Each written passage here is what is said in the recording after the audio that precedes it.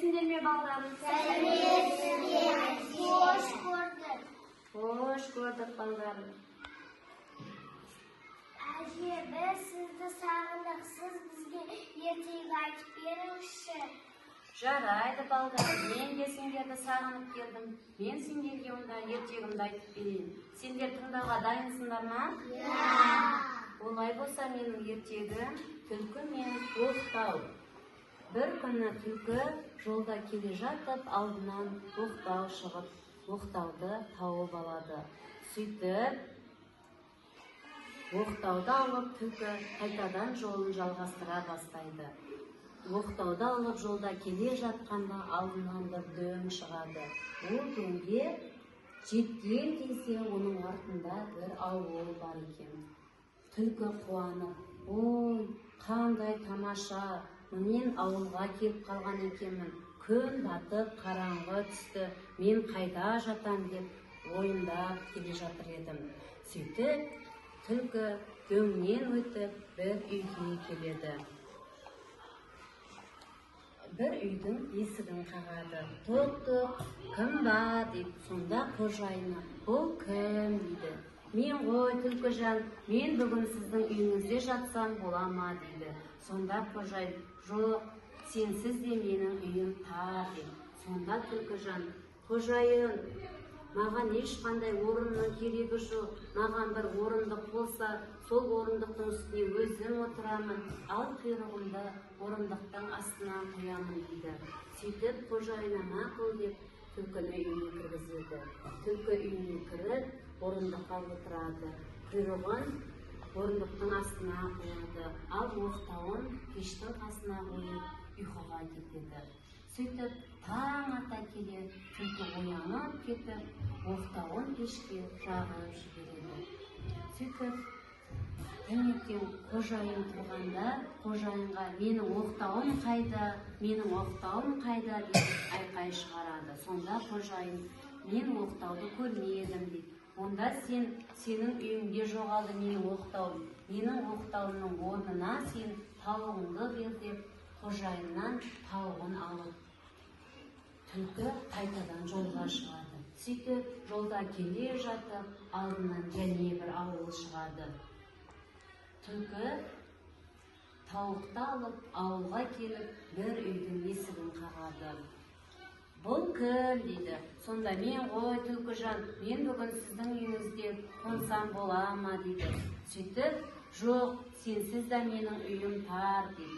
Түлкіжан айтады, жоқ, маған ешқандай орынның керегі жоқ. Маған бір орындық болса болды, сол орындыққа өзім отырамын, ал құйрығымды орындықтың астына қоямын деп, түлкіжан және сол үйге кіріп алады.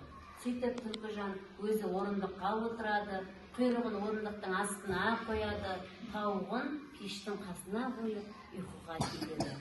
Сөйтіп, ұйықтап жатып, таң ата түлкі және оянады. Сөйтіп, тауығына бас салып, түлкіжан өзі тауығын жеп қояды да, және қожайынға хайуай шығарады. Менің тауығым қайда, менің тауығым қайда деп. Сонда қожайын, тауық көрмедік, білмейміз дейді. Сөйтіп, маған тауықтың орнына ана жүрген қазыңды бер деп, түлкіжан қазды алып, және жолға шығады. Сөйтіп, қазды алып келе жатқанда, және бір ауылға пайда болады. Сөйтіп, ол ауылға келіп, ой, мұнда және ауыл бар екен, мен және осы үйде бір жерге кіріп жатармын деп түлкі тағы бір үйдің есігін қағады. Сөйтіп, есігін қаққанда, қожайыны, бұл кім дейді. Сонда, мен ғой түлкіжан, мен бүгін сіздің үйіңізде жатсам бола ма дейді. Жоқ, сенсіз де менің үйім тар дейді. Сонда түлкіжан, маған кең үй керегі жоқ, маған бір орындық болса болды, сол орындықтың үстіне өзім отырамын, құйрығымды орындықтың астына қоямын деп, және түлкі сол үйге кіріп алады. Сөйтіп, өзі орындыққа отырады, құйрығын орындықтың астына қояды, қазды пештің жанына қойып ұйқыға кетеді. Солай және таң атады. Таң атқаннан кейін түлкіжан орнынан ұшып тұрып, қазды өзі бас салып жеп қояды. Сөйтіп және сол үйдің қожайынына менің қазым қайда, менің қазымды тауып берді.